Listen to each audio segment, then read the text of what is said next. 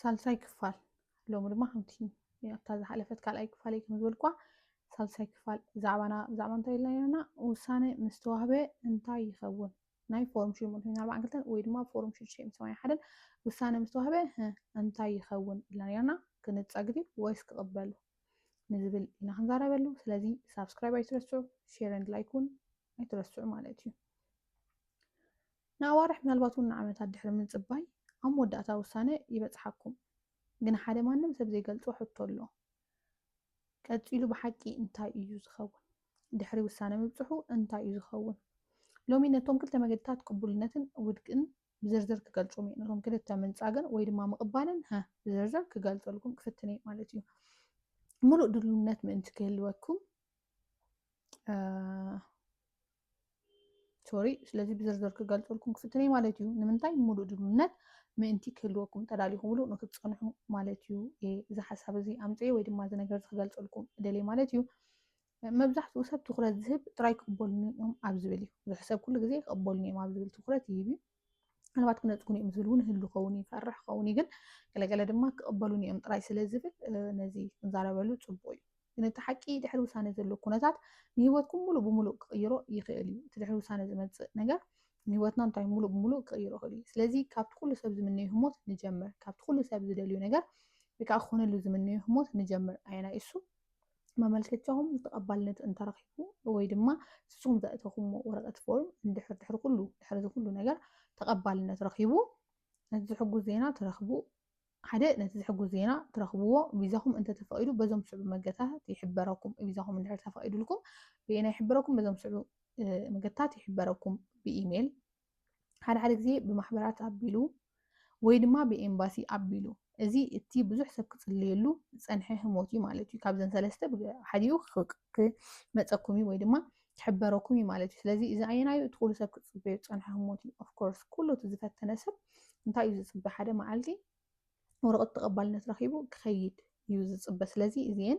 በዚ ክሕበረኩም እዩ ማለት እዩ ካልኣይ ናይ ሕክምና ናይ መወዳእታ መርመራትን ቪዛ ተፈቂዱ ማለት መስርሕ ተወዲኡ ማለት ኣይኮነን ሕጂ እውን እዞም ስዕቡ የድልዩኩም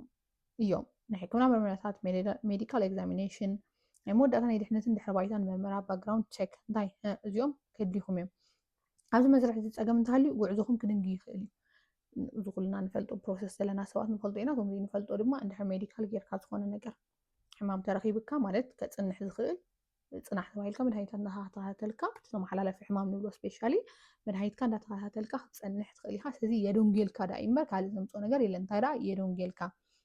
ካልኣይ ከይናዩ ባክግራውንድ ቼክ ከዓ እሱ ገይሮም እውን ዝኾነ ነገር እንድሕር ፀኒሑ እሱ እውን ከዶንጌልካ ክእል ካልእ ሕቶታት እውን ከምፅእ ይኽእል እዩ ስለዚ እዚአን ድማ ኣለዋ ማለት እየን ከም ካልኣይ ማለት እዩ ሳልሳይ ናይ ጉዕዞ መስርሕ ይጅምር ኩሉ ምስ ተፃረየ ናይ ጉዕዞ ምድለዋት ይካየድ መብዛሕትኡ ግዜ ከም IOM ዝበሉ ማሕበራት ይሕግዙ ንበይንኩም ኣይኮንኩምን ኩሉ ነገር እተዳልው እዚ መድረክ እዚ ሳምንታት ወይ ኣዋርሕ ክወስድ ይኽእል እዩ ማለት እዩ ራብዓይ ኣውስትራልያ ምእታው ኣውስትራልያ ምትኣተኹ እዞም ዝስዕቡ ክትረኽቡ ትኽእሉ ግዝያዊ መቐመጢ ቤት መሰረታዊ ናይ ደገፍ ኣገልግሎታት ነቲ ስርዓት ነቲ ሲስተም ንምርዳእ ዝግበር ሓገዝ ዝታት እንታይ ይፀንሓኩም ወይ ድማ ይርከበኩም ማለት እዩ ግን እዚ ይዘከርኩም ወይ ድማ እዚ ክትክርዎ ዘለኩም እቲ ዝወሃብ ደገፍ ውሱን ዝኾነን ንግዚኡን ጥራይ እዩ እቲ ዝወሃብ ደገፍኩም እንታይ እዩ ውሱንን ንግዚኡን ጥራይ እዩ ማለት እዩ ሓሙሽተ ሓድሽ ሂወት ምጅማር እዚ ናይ ሓቂ ጉዕዞ ኣብዚ ይጅምር እዞም ስዕቡ ክትገብሩ ድማ ይላበበኩም ምስቲ ሓድሽ ባህሊ ምልምማድ ይጠልበኩም ኣነ ይላበበኩም ምስቲ ሓድሽ ባህሊ ምልምማድ ስርዓታት ወይ ድማ ሲስተም ኣገልግሎትን ምፍላጥ ትምህርቲ ወይ ስራሕ ምድላይ ሓድሽ ሂወት ካብ ዜሮ ምህናፅ ማለት እዩ እዚ ከዓ እንታይ እዩ እቲ መበል 50 ኣብኡ ምሳትካ ኣውስትራልያ ክኸውን ወይ ድማ ዝኸውን ወይ ድማ ክኸውን ዘለዎ ማለት እዩ እዚ ቀሊል ኣይኮነን ግን ድማ እንታይ ሓድሽ ተስፋን ጅማሮን እዩ ማለት እዩ ስለዚ እዚአን እንታይን እተን ምስኣተኹም እንብለን ዘለና ማለት እዩ እዚአን መንግስቲ ኣውስትራልያ እንተተቐቢልኩም እተን ምስኣተኹም ዘለዋ መስርሕ ቅድሚ ምእታውኩም ድማ ምስ ተቐበለኩም እቲ ካምታ ምቕባል ዘሎ ንድሓር ዘሎ ኩሉ ናትኩም መስራሓት እዩ ማለት እዩ ስለዚ እዚአን እንታይን እንድሕር ወረቐትኩም ኣፕሩቭ ተባሂሉ ማለት እዩ ኣፕሩቭ እንተተባሂሉ ነዘን ንብለን ዘለና መስራሓት ሓሊፍኩም ናብ ኣውስትራልያ ኣትኹም ከም ዝበልኩሞ መጋጣሚ ክሳብ ኣብቲ ኣውስትራልያ ኣትኹም እትገብሮ ነገራት እዩ ተገሊፁ ዘሎ ማለት እዩ ንሱ ንኩሉና ኣገዳሲ እዩ ምክንያቱ ኣቲኻ ማለት ኩሉ ነገር ትውድኢ ማለት ኣይኮነን ኣብኡ ሓድሽ هيوتي خاطر حدش ነገር ብዙሕ ትገብሮ ነገርን ዝፅበየካ በዳህ ዝኾነን ሂወት ኣሎ ኩሉ ግዜ ውኸይድካ ጥዑም ኣሎ ማለት ኣይኮነን እዚ ንዓኹም ርዳእ የድልየኩም ኩልና ንሪኦ ንፈልጦን ዘለና እዩ ስፔሻሊ ኣብዚ ቦታታት ናይ ኣፍሪቃ ምስ መፀና ኩሉ ነገር ክንሪኦ ስለንኽእል ብቀሊሉ ወላ ብኢንተርነታት ስለዚ እቲ ደሎ ነገራት ንሰምዖ ኢና ንሪኦ ኢና ኣብኡ ምስ ከድካ በዳሂ ዝኾነ ሂወት ኣሎ እዩ ግን እቲ ዝሓሸ ሂወት ወይ ከዓ ናይ ተስፋ ስለዝኾነ እዚ ነገራት እዚ ምግባር ግን ንዓኻ ኣድላይን ኣገዳስን እዩ ማለት እዩ ስለዚ ንኺድ ናበይ ናብቲ ካልኣይ እቲ ካልኣይ ኣየና እዩ ዝኸውን ዘሎ ወረቐትካ ውድቂ ተተገይሩ ወይ ድማ እንተተነፂጉ እዚ ከንታይ እዩ ሕጂ ድማ ብዛዕባ እቲ ዝኸበደ ኢና ክንዛረብ ኣብቲ እቲ ዝቐለለን እቲ ዝምነዮ ሰብን እቲ ሓቅን እቲ ክትፅበዮ ትኽእልን እቲ ድማ ዝሕጉስን ኢና ሓዛሪብና እዚ እቲ ዝኸበደ እቲ ንሰብ ሕማቕ ዜና ክኸውን ዝኽእል ወይ ንሰብ ከሰንብሎ ዝኽእል ዛዕባ ኢና ክንዛረብ ማለት እዩ እቲ ካልኣይ ስለዚ ቀዳማይ ናይ ውድቂ ደብዳቤ ናይ ዝተነፀግካዮ ደብዳቤ ሬፊዛል ሌተር ይበፅሓኩም መመልከቲኩም ውድቂ እንድሕር ተገይሩ ወይ ድማ እንድሕር ተነፂጉ ወግዓዊ ናይ ውሳነ ደብዳቤ ይለኣኸልኩም ሓደ ወግዓዊ ናይ ውሳነ ደብዳቤ ይለኣኸልኩም ካልኣይ እንታይ ከም ዘይተቐበልኩም ሓፈሻዊ ምክንያት ይገልፅ እዩ ኣብዚኣ ኩሉ ሰብ ክፈልጣ ዘለዎ ኣብኡ ይነግረኩም ንምንታይ ዘይተቐበልኩም ዝተወሰነ ዝፅሕፍዎ ነገር ኣሎ እዩ ስለዚ ንሱ ክንሪኦ ኣለና ቸክ ክንገብሮ ኣለና እቶም ብዙሓት ተነፂግና ንብል ንምንታይ ከም ተነፀግና ኣብኡ ሓፈሻዊ ምክንያት ይገልፅ እዩ ወላ እኳ በቃ ዲቴል ኣውፅኡ እዚኣ ጌርካ ኣብ ከምዚኣ ቦታ እዚኣ ይፀሓፍካ ናብ ከምዚኣ ቦታ እዚኣ ይገበርካ እንተለይ ኮይኑ ግን ሓፈሻዊ ዝኾነ መግለፂ ምክንያት ይገልፅ እዩ ምክንያት ይበና እዩ ሓደ ግዜ እቲ ምክንያት ንፁር ኣይከውን እዚ ድማ ኣዝዩ ዘሕርቕ ክኸውን ይኽእል እዩ እቲ ምክንያት ንፁር ስለዘይኮነ ወይ ድማ ንዓኻ ክርዳእካ ስለዘይክእል ኣበየና ይጌጋይ ስለትብል ምናልባት ሕረቕ ክኸውን ይኽእል እዩ ግን ድማ እዚኣ ክትዝክራ ዘለካ እቲ ኣፕሊኬሽን እንተመሊእካዮ ኣፕላይ ክትገብር ከለካ እንታይ መሊእካ ስለትፈልጥ ኦልሬዲ ምሳኻ እውን ስለዘሎ ኣብኡ ኣቲኻ ቸክ ምግባር ይከኣል እዩ ከምዚ ብዙሓት ሰባት ውሽጢ ረኺብኩምኒ ብሓንሳብ ኮይና ርኢናዮም እቲ ዘሎ ጌጋታት ኣውፂና ወይ እቲ ዘሎ ክምላኣሉ ዝግብኦ ነገራት ኣስተኻኺልና እንደገና ዝሰደድናዮ ብሓንሳብ ሰባት ኣለና ኢና ማለት እዩ ስለዚ ክሰልጠኩም ተስፋ ይገብር ሶ ከም ተቐዲመ ዝበልኩኹም እዘን ዝበልኩኹም እንታየን እተን ዝመፃና እየን ኣብ መጀመርያ ናይ ውድቂ ደብዳቤ ክመፀና ከሎ ዘለዋ ነገራት እየን ማለት እዩ ካልኣይ ይግባይ ምባል ኣይፍቀድን እዚ ኣዝዩ ኣገዳሲ እዩ ካብ ወፃኢ ሃገር ንዝለኣኹ ናይ ሰብኣዊ ቪዛታት ፎርም 842 መብዛሕትኡ ግዜ ይግባይ ወይ ድማ ኣፒል ዝበሃል የለን ይግባይ ምባል የለን ትርጉሙ ድማ ነቲ ውሳኔ ኣብ ቤት ፍርዲ ክትቃወም ኣይትኽእልን ኢኻ ይግባይ ማለት ኩሉ ግዜ ቤት ፍርዲ ኣቲኻ ትቃወሞ ማለት እዩ ብጠበቃ ድዩ ገለ ድዩ ትቃወሞ ማለት እዩ እዚ ኣይከኣልኒ ወይ የለን ማለት እዩ ከም ካልኦት ዓይነታት ቪዛ ደጊሙ ክረአ ረቪው ክትሓቱ ይትኽእሉን እዮም ከም ካልኦት ኣብ ካልእ ቪዛ ሜቢ ክህሉ ይኽእል እዩ ረቪው ወይ ድማ ዳግማይ ክረኣየልካ ትሓትት ኢኻ ኣብዚ ግን ኣይትሓትትን ኢኻ ማለት እዩ ስለዚ እዘን ክልተ እዚአን ድማ ዘይዝገብርዎን ነገራት እየን ማለት እዩ ቁፅሪ 3 ደጊምኩም ከተመልክቱ ትኽእሉ ኢኹም ግን ብዙሕ ሰብ ዘይፈልጦ ነገር ኣሎ ስለዚ ብዚኣ እንታይ ደጊምካ ምምልካት ይከኣል እዩ ስለዝተነፀግካ ኣይተመልክትን ማለት ኣይኮነን ደጊምካ ምምልካት ይከኣል እዩ ግን እንታይ እዩ ኣብዚኣ ብዙሕ ሰብ ክፈልጦ ዘለዎ ነገር ኣሎ እዩ ውድቂ ምዃን ማለት መወዳእታ ማለት ኣይኮነን እዚኣ ንርዳእ ኣለና ወዲቑ ማለት ወይ ተነፂግካ ማለት ናይ መወዳእታ ኮይኑ ማለት ኣይኮነን እንታይ ደኣ ከምዚ እንተጋጢሙ ደጊምኩም ተመልክቱ ትኽእሉ ኢኹም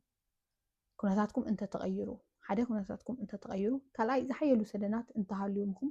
ሳልሳይ መፀጊዒ ወይ ፕሮፖዘር እንተወሲኽኩም ፎርም 681 ማለት ስለዚ ነዘን ሰለስተ እዚአን እንድሕር ኣለዋ ኮይነን ንዓኹም ካልእ ቅያር ስለዝኾነ ነቲ ዝእትዎ ፎርሙ ሓጋዚ ስለዝኾነ በዚ መገድም ክትፍትኑ ትኽእሉ ኢኹም እቶም ካብዚ ወፃኢ የብልና እንትብሉ ድማ ውሽጢ ሓሳብ ንሓሳብ ክንለዋወጥ ንኽእል ኢና ምክንያቱ ኩሉ ነገር ኣብዚ ክስታይ ትገብሮ ማለት ኣይኮነን ንውሕ ዝበለ ነገራት ክህሉ ስለዝኽእል ናትኩም ዳክመንት እንዳተራእየ ክንገብሮ ስለንኽእል ክንዛረበሉ ንኽእል ኢና ብውሽጢ ማለት እዩ ቁፅሪ 4 ደጊምኩም ቅድሚ ምምልካትኩም ጉዳይኩም ኣስተኻኽሉ ኣብዚኣ ሕጂ ደጊምካ ቅድሚ ኣፕላይ ምግባርካ እንታይ ክትገብር ኣለካ ጌጋኻ ፈቲሽካ ኣለካ ስለዚ ከተስተኻኽል ኣለካ ኣስተኻኺልካ ኢኻ ክትእትዎ ዘለካ ማለት እዩ በቲ ዝቐደምኩም ሓበሬታ ጥራይ ደጊምኩም ናይ ምምልካት ጌጋ ኣይትግበሩ ብዙሕ ሰብ እንታይ ይገብር ሓንሳብ ኣመልኪቱ ነይሩ እሞ ወይ ዝተወሰነ ጌጋ ወይ ድማ ካልኣይ ግዜ ከመልክት ይኽእል እዩ እዚ ግን ዘይኮነ ተሓቂ እንታይ ደኣ ጌጋታትካ ካልኣይ ግዜ ከተመልክቶም የብልካን ካልኣይ ግዜ ክትደግሞም የብልካን ማለት እዩ ምክንያቱ ብኡ ኢኻ ስኻ ሓንሳብ ተነፂግካ ካልኣይ ግዜ ሰይድካ ድማ ካልኣይ ግዜ ከም ትንፀግ ፍሉጥ እዩ ማለት እዩ ብተወሳኺ ናይ ውልቅኩም ታሪክኩም ስቴትመንት ኣመሓይሹ ክልተ ድልዱል መረጋገፂታት ወስኹ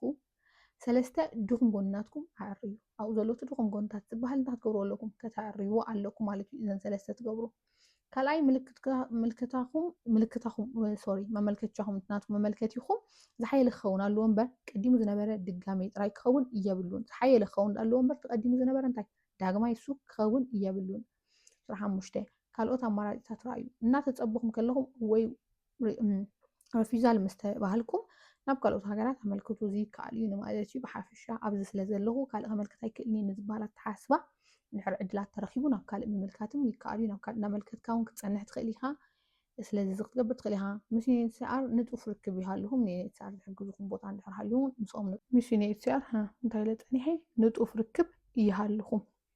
እቶም ዩኤንኤችሲአር ክሕግዝኩም ዝኽእሉ ወይ ድማ ዩኤንኤችሲአር ዝኾነ ነገራት ክግበረልኩም ዝኽእል ዘለኹም ሃገር ማለት እዩ እንታይ ትግበሩ ዩኤንኤችሲአር ንጡፍ ርክብ ምስ ዩኤንኤችሲአር ንጡፍ ርክብ ይሃልኹም ካልኦት ናይ ሰብኣዊ መሰል መገድታት ድለዩ ካልእ ናይ ሰብኣዊ መሰል መገድታት እንድሕር ድማ ድለዩ እዚ ሕጂ ነቲ ዘለኹም ሃገር ኣብቲ ዘለኹም ሃገር ከምዚ ዓይነት ዕድላት እንድሕር ሃሉ ኮይኑ ንዕኡ ንምግባር ማለት እዩ ከም ኣማራፂ ዝተቐመጠ እዩ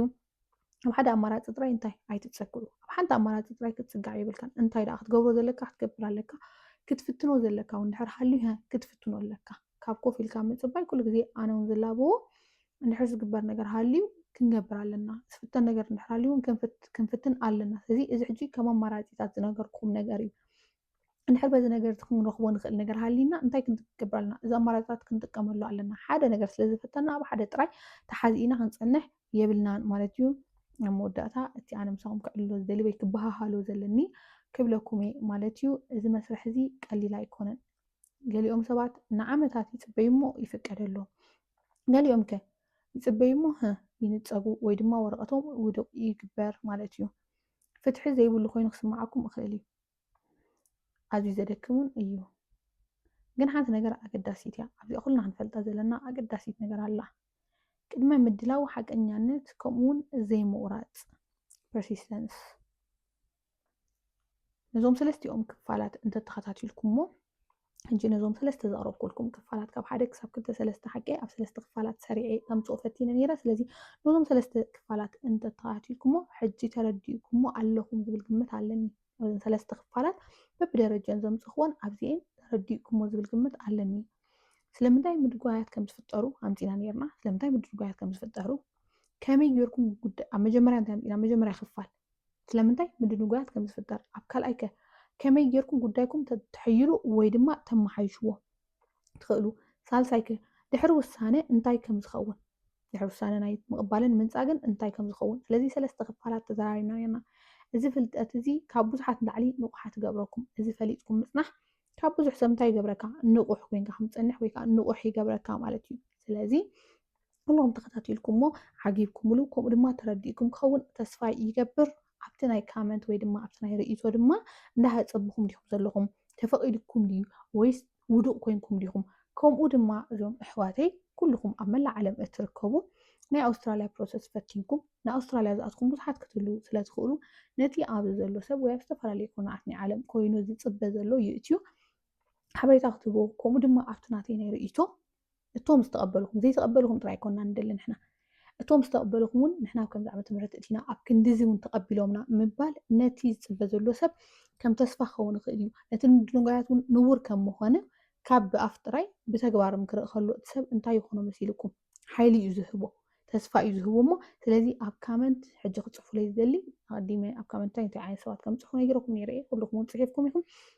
ሕጂ ግን እቶም ክፅሕፉ ደልዩ እንታይ ዓይነት ሰባት እዮም ሓደ እንዳሃፀብኩም ዲኹም ትፅበዩ ዲኹም ዘለኹም ካልኣይ ተፈቒዱልኩም ድዩ ወይስ ተነፂግኩም ኢኹም ዘለኹም እዚኦም ፀሓፉ ለይኹም ከምኡ ድማ እቶም ተቐቢሎምኩም ሲ ኦልሬዲ ኣብ ኢንተርቪው ዘለኹም ክትኮኑ ትኽእሉ ዝኸድኩም ናብ ኣውስትራልያ ዝኣተኩም ክትኮኑ ትኽእሉ በዚ ዓይነት ፕሮሰስ ከምኡ እንተለኹም እውን ኣብ ኮመንት ሓደራ እዚኣ ከይትርስዕዋ ማለት እዩ ካልእ ድማ ከምታ ኩሉ ግዜ ዝግብለኩም ሳብስክራይብ ምግባር ኣይትረስዑ ከምኡ ድማ ቪድዮታተይ እንድሕር ርኢኹም ክሳብ መወዳእታ በፂሕሞ ላይክ ሼር ብምግባር ተሓበሩ ማለት እዩ ብካልእ ፕሮግራም ክሳብ ንራኸብ ሰላም ቅነ